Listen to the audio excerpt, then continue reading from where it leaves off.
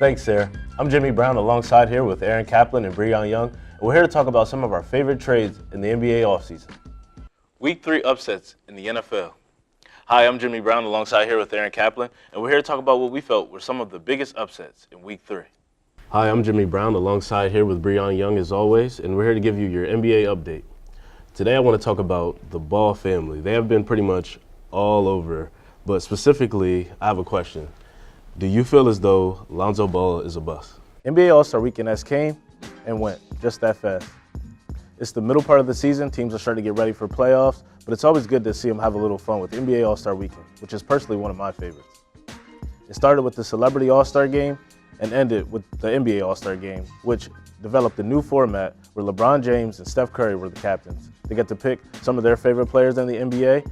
Unfortunately, it wasn't televised, which I think would have been a very interesting idea to do. Maybe that's something to think about in the future. College athletes give 100% of their time to their respective universities, taking risks like possibly sustaining lifetime injuries or affecting their school habits. What many fail to realize is that they don't get paid for their efforts.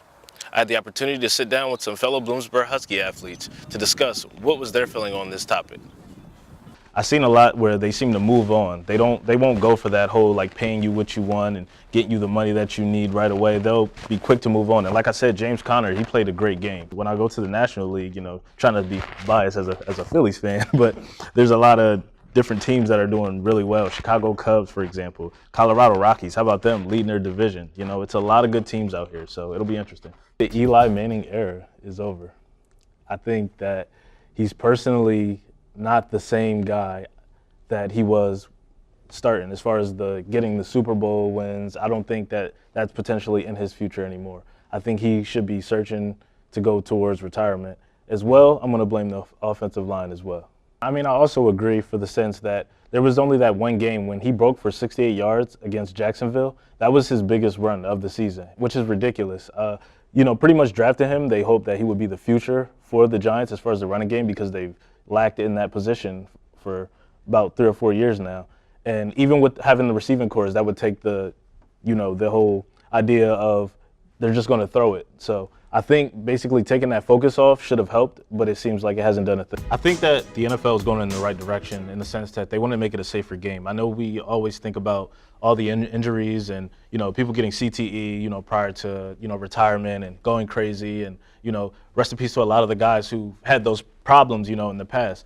But at the same time, I do agree that the NFL is getting somewhat soft to the fact that if we go back, Michael Bennett against the Vikings for the Philadelphia Eagles, when he went to sack Cousins and they called that a penalty, I just thought it was a bit ridiculous because, it wasn't something that he could totally control. And for them to throw a flag about it, everyone was kind of like, whoa, like, where did this come from? So I do think they need to actually consider what is a penalty and what isn't. Yeah, no, and I agree. But also to think, too, I think what the referees maybe want to do is they just want to protect players. They know, sometimes the finger-wagging things like Emmanuel Sanders did, they start fights. If we go back to last year, Aqib Talib and Crabtree, that whole fight because of the taunting and getting in each other's face. I will also say, too, I mean, LeBron should have known what he was getting himself into with the Los Angeles Lakers. This is exactly what I saw.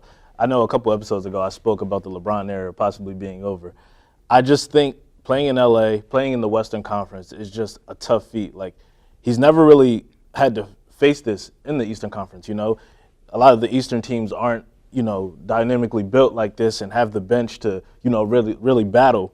But I feel like LA is being that youngest, the baby team of the West. And, you got the Timberwolves, they beat the Blazers the other night, but the Blazers are even a tough team. You got the Rockets, you can't forget about them. There's a lot of good teams in the West. So I just think he just has to take that veteran position. Like he said, once he steps up the slack, I think everything will be fine. We all know that Alabama's a sure thing to get in. Then you got Notre Dame. They're playing really well. Just this past weekend, that USC win, that was pretty big rivalry win. And then, you got to worry about, as well, Clemson. Clemson's always good under Dabo Swinney. But I do think that Georgia won't get through. I know we talked a little bit before, Corey, about Georgia. I'm a pretty big fan of Jake Fromm. I like him. And DeAndre Swift, they're a good set. But having to go up against Alabama, I think like you said earlier, would be a tough feat for them. So they'll definitely be replaced by either Ohio State or Oklahoma. And, I mean, we'll see.